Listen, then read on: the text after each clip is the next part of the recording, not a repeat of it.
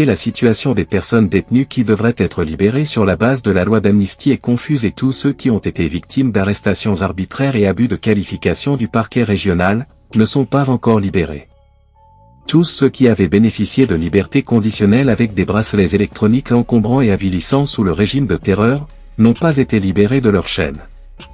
Il est à rappeler que la loi d'amnistie est une loi d'État et que toutes les personnes qui ont le pouvoir de mettre fin à la détention des personnes qui en bénéficient et qui s'abstiennent d'y mettre fin, peuvent être poursuivies pour détentions arbitraires quelle que soit leur qualité ou leur rang.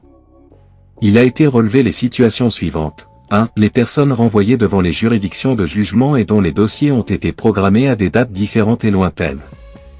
2. Les personnes dont les dossiers sont déjà jugés par la chambre d'accusation mais qui sont entre la cour d'appel et les cabinets d'instruction.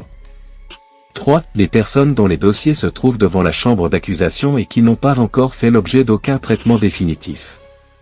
4. Des personnes concernées par la loi d'amnistie pour lesquelles la police ou la gendarmerie a ajouté d'autres infractions irréelles pour charger leur situation et dont une analyse sommaire fait apparaître des qualifications juridiquement incompatibles ou inconcevables.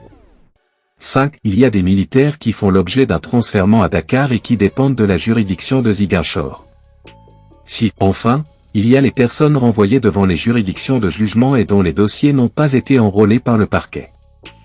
Pour une solution rapide et globale qui remplit les exigences de la loi d'amnistie, il revient au procureur des régions d'établir les listes exhaustives de toutes les personnes arrêtées depuis mars 2021, la situation dont relève chaque détenu, d'attirer l'attention des procureurs généraux, des chambres d'accusation, des juges d'instruction et des premiers présidents des tribunaux de grande instance et les administrations pénitentiaires, pour leur mise en liberté immédiate.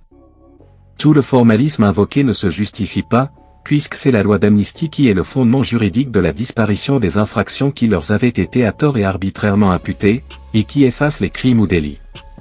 Le nouveau ministre de la Justice doit veiller à ce qu'aucun détenu politique ne passe ce week-end en prison.